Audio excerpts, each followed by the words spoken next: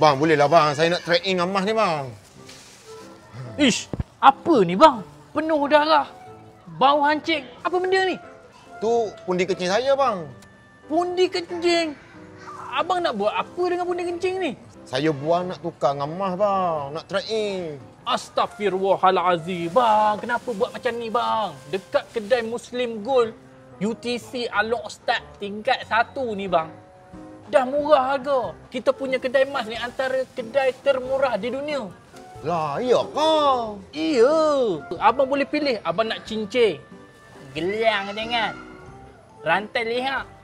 Nak jual surat pajak gadai pun boleh dekat sini. Yang paling penting, harga kita paling murah di dunia.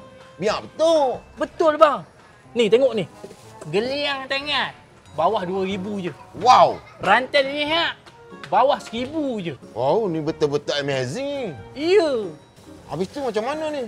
Tak terima. Abang kena pergi. Masukkan balik. Pasang balik. Ya. Saya telefon doktor pasang balik ah. Telefon sekarang. Apalah pergi buang pundi kencing. Halo doktor. Saya mau pasang balik lah pundi kecil. Berapa doktor? Apa? 100,000? Kenapa masa buka itu hari 1,000 nak pasang 100,000?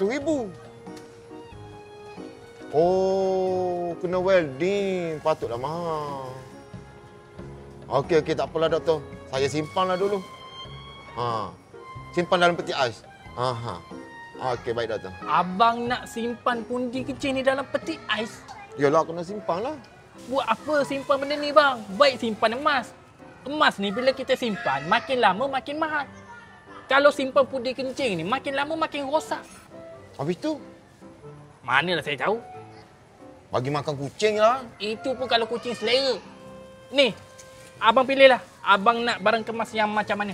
Saya nak gelang tangan. Gelang tangan? Gelang tangan? Gelang tangan. Saya nak gelang tangan yang bawah 2,000 je. Ada. Mais nak tengok.